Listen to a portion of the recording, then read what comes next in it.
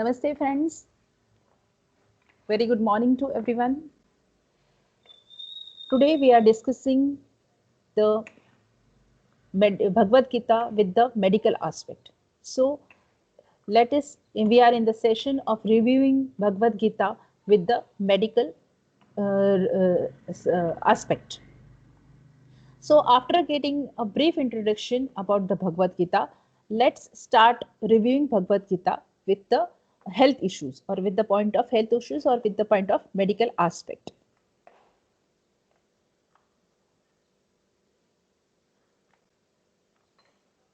I'm starting the presentation. So our first chapter today is the integrative health in Bhagavad Gita, described or discussed in the Bhagavad Gita. Of course, Bhagavad Gita again is a major text of Bhakti Yoga. The yoga has basic 4 streams, that is Jnana Yoga, Raja Yoga, Bhakti Yoga and Karma Yoga. Yoga has its so many aims and objectives. Each and every person has different goals to adopt the yoga. Or so basically, your Bhagavad Gita comes under the Bhakti Yoga concepts. Okay, but still, in this Bhagavad Gita, some secrets of the to adopt the health is hidden. So let us start. What is hidden in Bhagavad Gita regarding the health issues or regarding the medical aspect?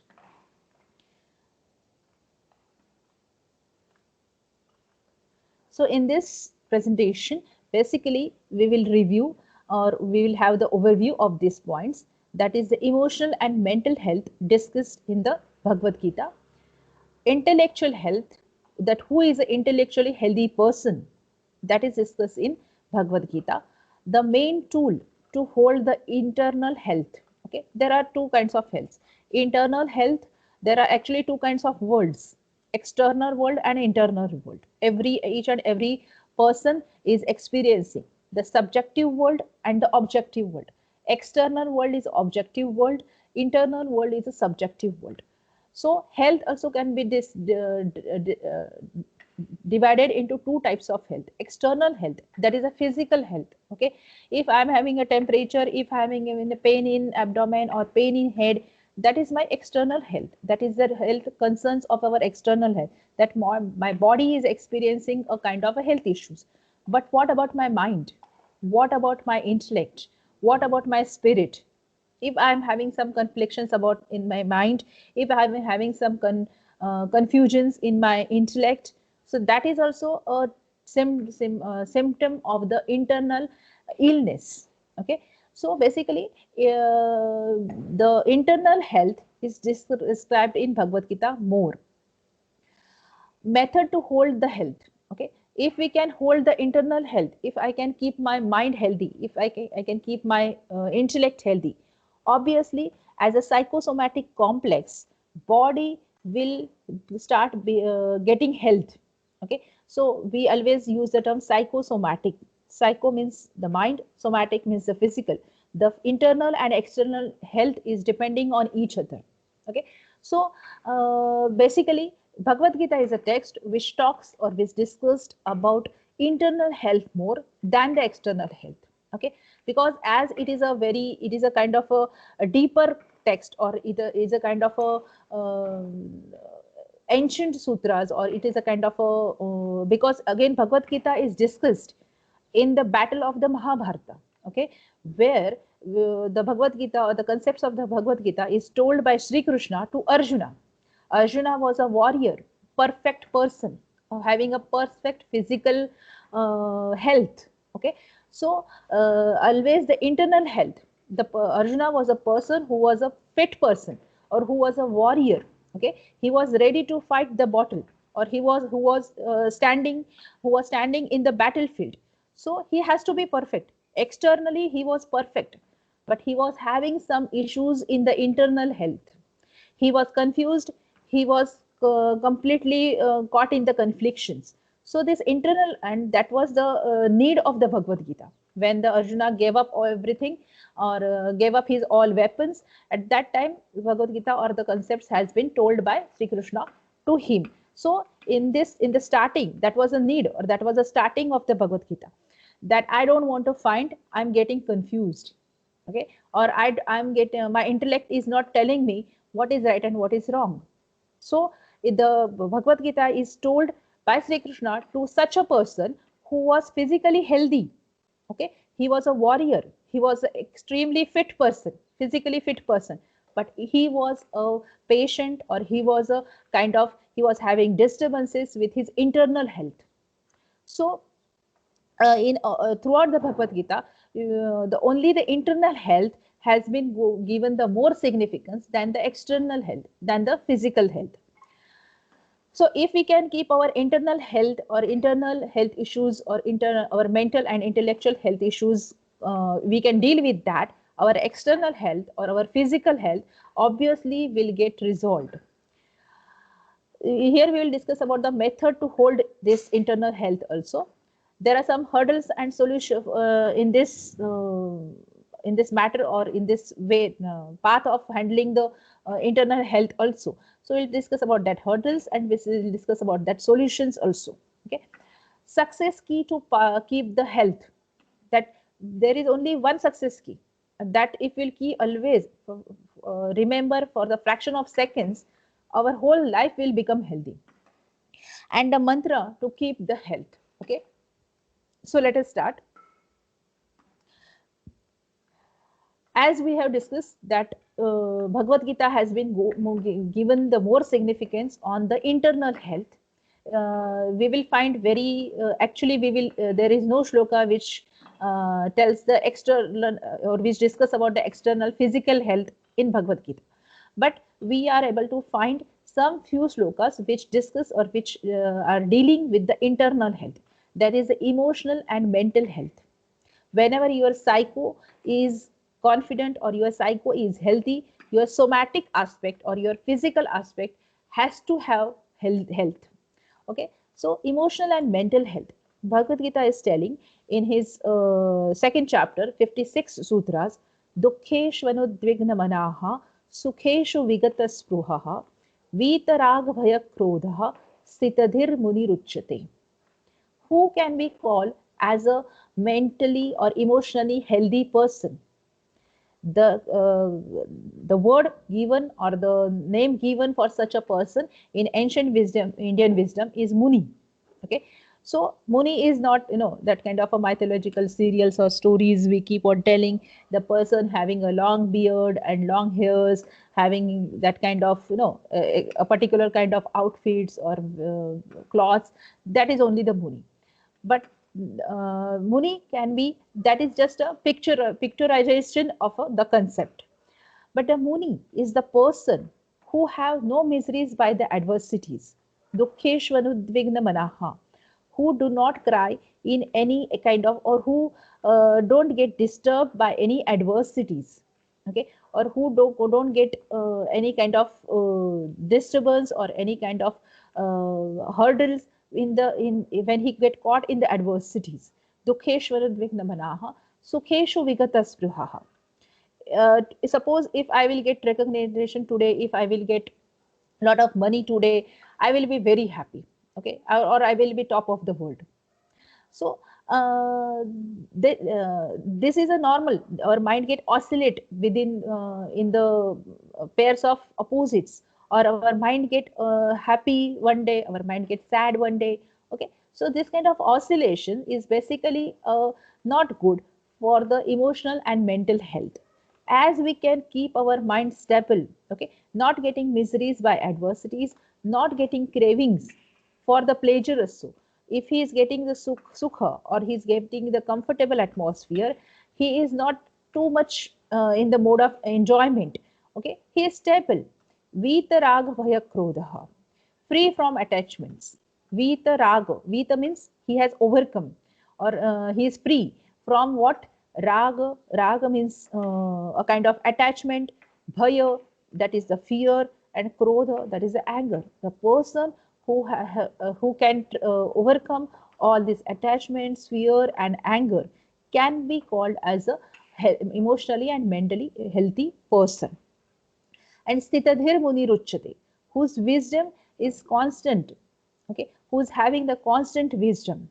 So a person can be called as emotionally and mentally healthy if he is not getting disturbed by any kind of adversities, he is not getting a kind of any cravings for any play kind of a pleasure, who can try or who can win the fear, attachment, anger. Okay, at least he is a little bit of or he can win his fear, he can win his anger, his attachments. Then such person or the such state of the mind, we also adopt this state of mind. Okay, one day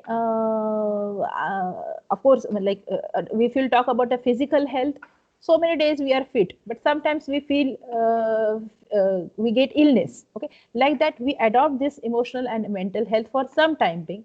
After some time we lose this mental and emotional health, we have to regain this state of emotional and mental health. Okay, so this is the one of the sutra from Bhagavad Gita who talks or which talks about the emotional and mental health. This sutra basically gives the definition of the mental and emotional health. If we can adopt, or the day we or one fine day, if I am adopting all these concepts, all these 4 5 points, that day I can say that I am emotionally and mentally healthy. Maybe the second day we cannot continue with this with these points. Okay, that time I was emotionally not healthy, or I was mentally not healthy. Okay, we can judge ourselves. Next, in next sutra, 55th sutra, the intellectual health is described. Okay, so like the mental health, our intellect or our memories, our intellectual ability also need to be healthy. Okay, so what is the intellect definition of intellectual health in the Bhagavad Gita? Prajahati yada kaman sarvan partha manogatan atmannevatmana tuштah sthita prajnastha dochyate. So the person who is completely intellectually healthy, the term given to that person is a sthita prajna. Okay, so we have a lot of examples of sthita prajna people. From time to time, such kind of people keep on getting birth in this world or in this universe, and they create the icon. For example, Swami Vivekananda. Okay, so he was one of the example. So there are lot of people, there were lot of people who has given or who has shown their lives as an icon or as an example of the sthita prajna avastha. So prajahati yada kaman, having the steady intellect. Okay, their intellect, their concepts, their memories, their intellectual abilities is not getting shaken by any external atmosphere. Prajahati yada kaman sarvan partha manogatam, not attached to any desire. They have completely won their mind.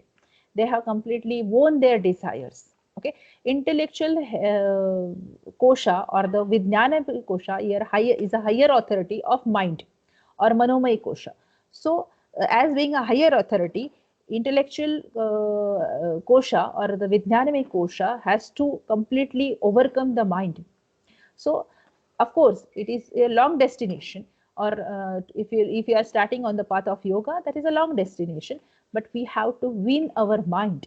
The mind has to be under complete control of Vijnana, or of the intellectual abilities, or our discriminative capacity.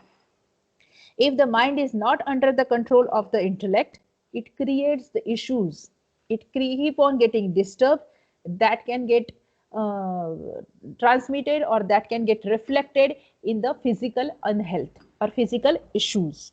So the person who is not attached to any desire, he has overcome all his desire, or who know how to control his desire. Okay, maybe overcoming the desire is difficult for for few people. Then controlling the desires. Okay, if I know how today my mind says to me, I want this, I want that, I should be able to hold my mind, I should able to tell my mind, or able to convince my mind that when and how and where I should have to fulfill my desire.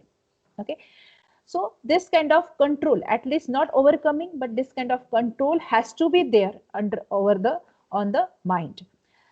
Atmanyev Atmana Tushtaha, satisfied in the self or ever happiness. Actually Bhagavad Gita is a coded language. All sutras are in the coded form. Each and every sutra can be decoded in various aspects. Atmanyev Atmana Tushtaha, the person who is self-satisfied, self-promoted, self-motivated, self-determined. Okay, in normally we need someone else to motivate us. We need someone to keep us on a particular path, or we want the appreciation. I become happy, or I feel happiness when another person appreciate me, or another person recognize me. So my happiness, my satisfaction is dependent on the other person. If I'm doing any kind of work, if someone else is appreciating me, then only I feel that the work is satisfactory. Okay, so why I have to depend on someone else for my satisfaction? This is a big question. Okay, always discuss. That is, we always call as Ananda Mimamsa. That is a happiness analysis. This is one of the basic concepts or fundamental concepts of the yoga. Satisfaction. My satisfaction should not be dependent on another person. I have to be self-satisfied, self-motivated, self-determined. If any person is Atmane Vatmana Tushtaha, that he is self-satisfied, he is self-determined, he is self-motivated, that person can be called as is having the intellectual health or sthita prajna avastha. And who can, and this kind of people, I mean, the person having intellectual this previous emotional health, mental health, as well as the intellectual health. Okay, such person can lead towards the moksha. Okay, so sita prajnasya dochyate. So here in this sutra, the definition of the intellectual health is very clear and loudly mentioned. The person who cannot get disturbed by his concepts or his life concepts are totally fixed, which is not getting shaken by any other external atmosphere or external maybe critics or maybe some kind of oppositions. Okay, he has overcome his desires, he has completely won his mind. Okay, or at least he has he can keep his desires under control. Okay, Atmane, and a very important word in this sutra is Atmane Vatmana Tushta. The person who is self-satisfied, the person don't need any other person to appreciate himself. No recognition, no need of recognition from external people, no need of recognition from the or appreciation from other people. Because suppose, in this era of the social media, if I get less likes or less comments on my Facebook or Instagram or my post, then I feel sad. This is the fact.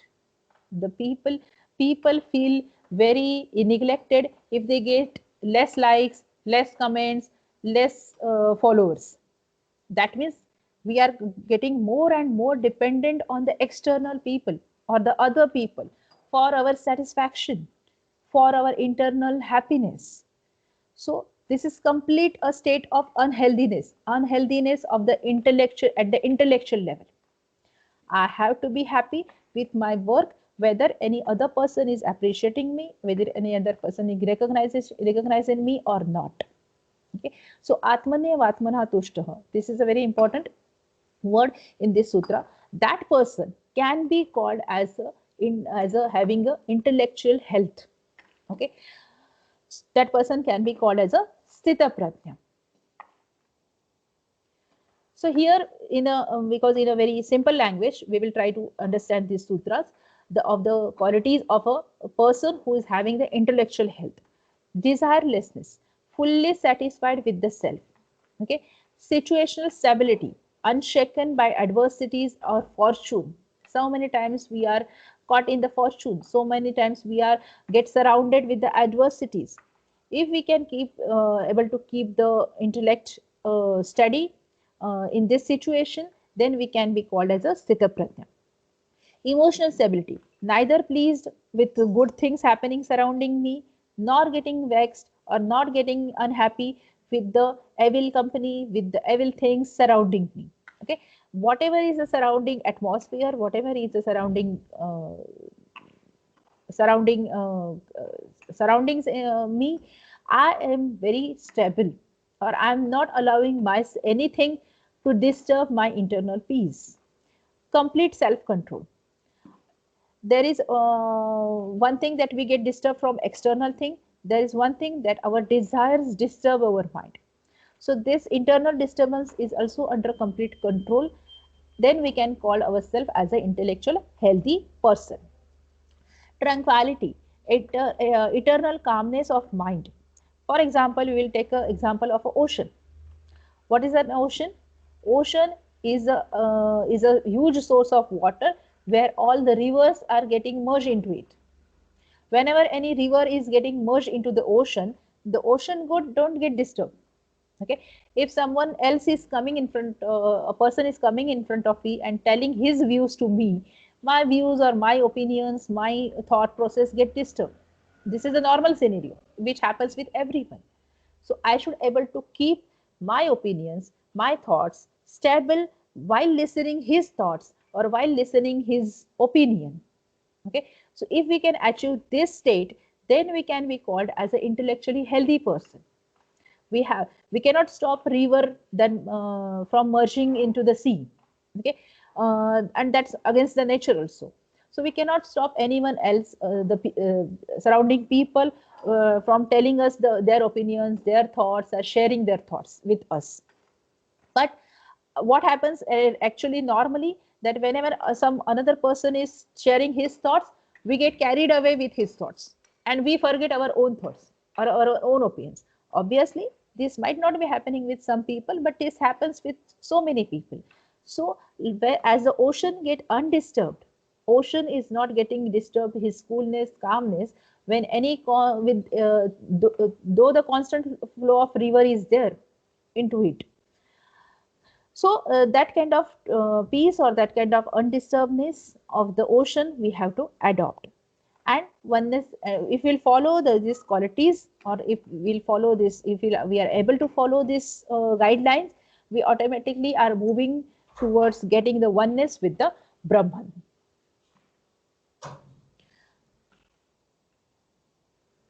Okay. So basically, of course, these concepts of the emotional and mental health, along with the intellectual health, is very difficult to hold. This kind of emotional health, this kind of mental health, or this kind of intellectual health. But there is a very significant tool. Okay, significant tool through which if we can use that tool, we can hold this kind of intellectual and mental health. That tool is the which is that tool that we can or which is that weapon, or which is that our helper who can help us to get this internal health. That itself is a mind. Another sutra we find in the fourth chapter of Bhagavad Gita, in the sixth sloka, bandhuratmatmanastasya yenatmai vatmana jitah anatmanassu shatrutve vartetatmaiv shatruvat. The mind is a weapon, mind is a tool, or mind is that concept which can prove our friend, which can prove our enemy if not handled properly. Okay, so bandhuratman manasasya, mind is our best friend for those people who has conquered their mind.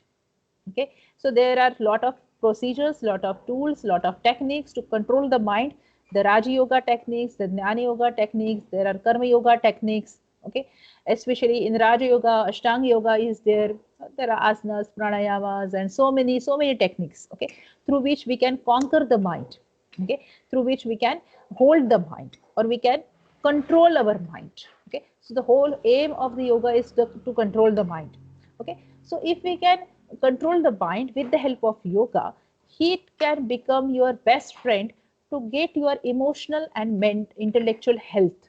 Okay, but if the mind is not controlled, okay, The mind itself, this mind is a weapon, this mind is a tool, okay, this is a very dangerous tool, this is a very sharp tool, or this is a very significant tool.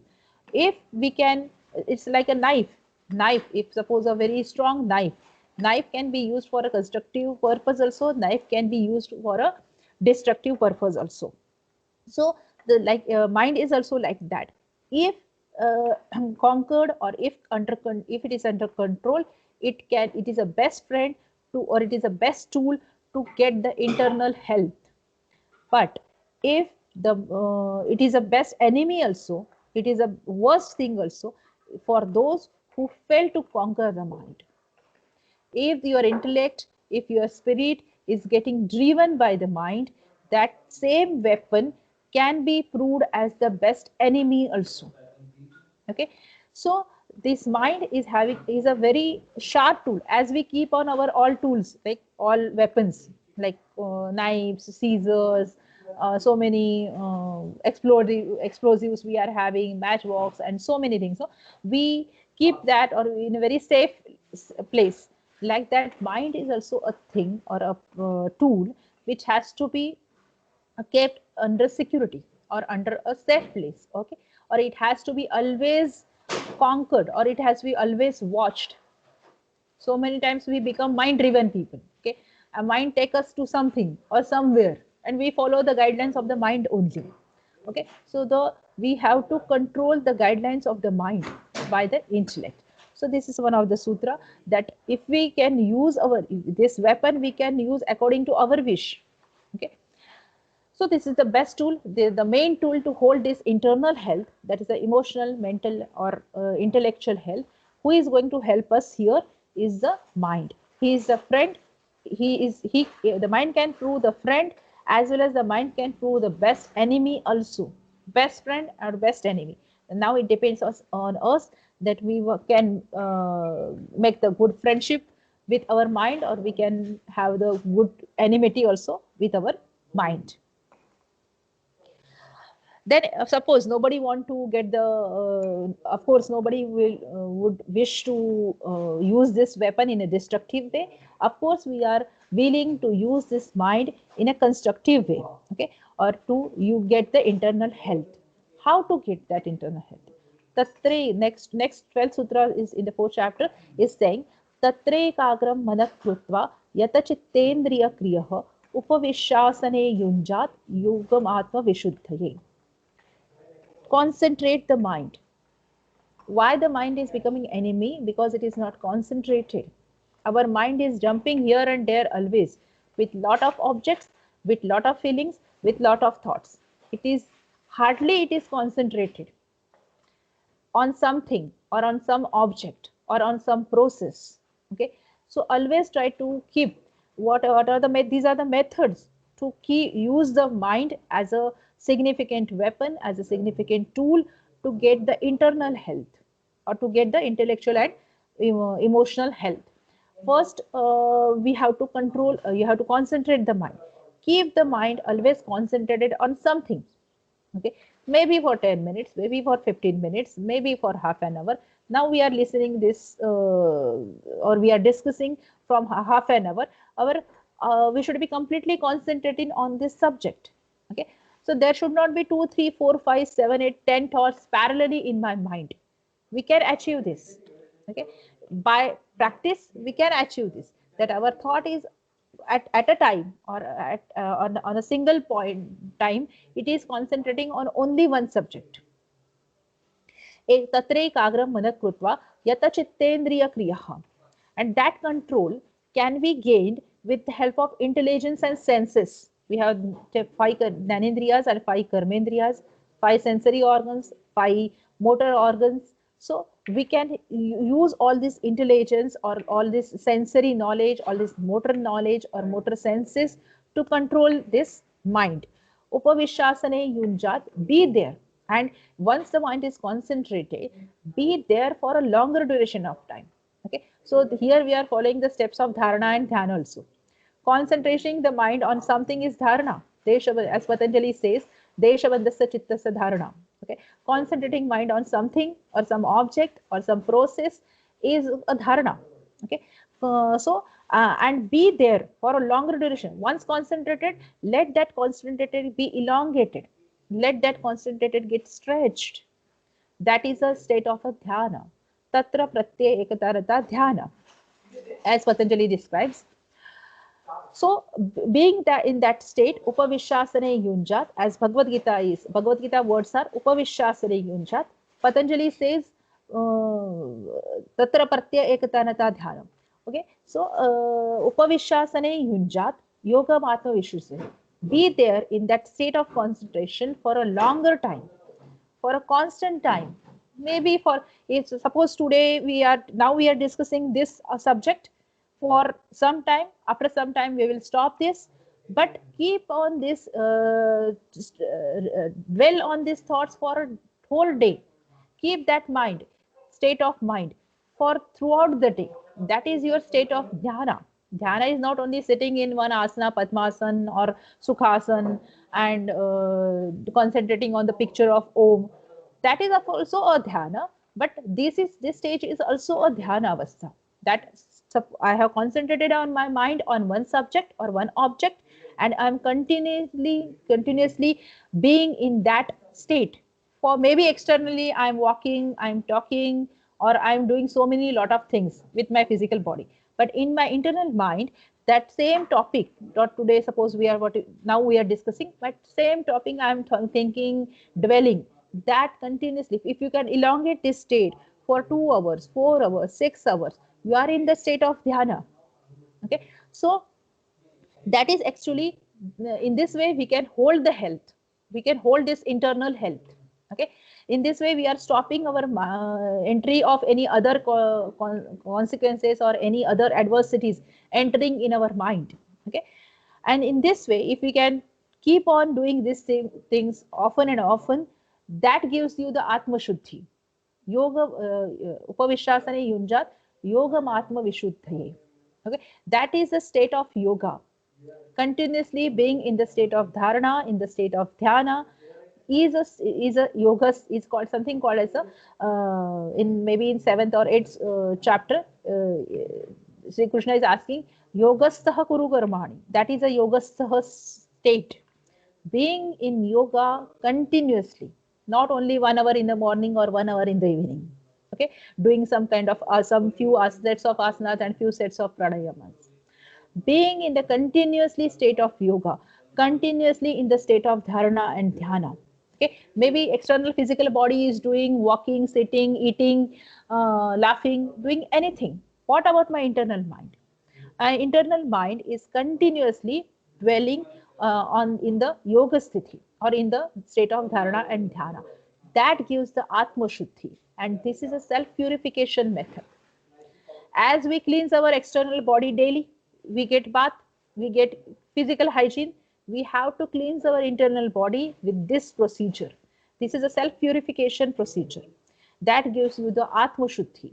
In this way we can cleanse our internal health, or we can cleanse our internal body or internal aspects, that is the mind and intellect, and we can hold that health. Another method, in next 17th sutra, how to keep the internal health, is described. Yuktahara viharasya yukta cheshtasya karmasu yukta swapnavabodhasya yogo bhavati dukkha. Yuktahara viharasya, moderation in eating and creation. See, so many times, whatever we are discussing, all these concepts or all these states, you might have found yourself in that state, but we fail to adhere that state continuously. Why? Because we are not following this yukta hara vihara yukta cheshtasya karmasu.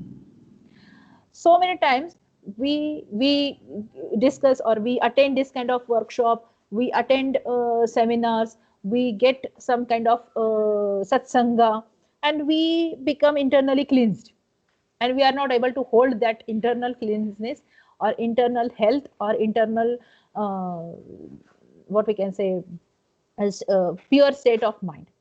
We fail to adhere with that state, or we could not continue that state. Why? because we are not following this basic guidelines of the internal health. Yuktahara viharasya, moderation in eating and recreation, moderation in food intake, moderation in behavior, moderation in talking, moderation in behaving in a particular manner with particular people. Yukta cheshtasya. Yukta cheshta is tempered action, impulsive actions, no? Impulsive decisions, tempered things or tempered behavior. We have to control that. Yukta swapnava bodhasya. Even of course, the concepts of Bhagavad Gita are very subtler because moderation in sleep and awareness also. Whenever we are sleeping, now you will ask me how to control the sleep also, or how to control the dreams also. Okay, but it is possible. Once we get the control on in our external consciousness, we can get control our internal subconscious mind also. So moderation in sleep and awareness. And so if we have to keep the yukta harvihar, this upper two is easy to manage, but the next third one is difficult to manage, but that can be achieved. Moderation in this in the sleep also, how much time I'm sleeping, how much, what kind activity I'm doing in my sleep, okay, or in my awareness. Even people are not sleeping in the bed, people are sleeping on the desk also, okay, or people are sleeping in the meeting also, or in a conference room also, okay. So even with the open eyes the people are sleeping, okay. So that kind, here we have to deal with that kind of sleep. So we have to have for the moderate eating, moderate behavior. Everywhere the moderation concept has to be adopted. Yukta hara viharasya, yukta cheshtasya karmasu. Then if we can keep this moderation in throughout our day, then we can keep the internal health. Because one fine day after satsanga, after this kind of attending the conference or a workshop or the sessions, we feel healthy, we feel internally healthy, okay, but we cannot continue that internal health. So to allow that state to be, or to be there in that state for a longer duration of time, we have to adopt the concept of moderation in every behavior or in every activity of ours, in our every activity, okay. So I think next topic we will discuss in next session, because we have time limitation also. Thank you for joining us today. I hope you can hold this mind, and I hope you can be there in this state of dharana and dhyana for or throughout the day. Thank you very much. Namaste.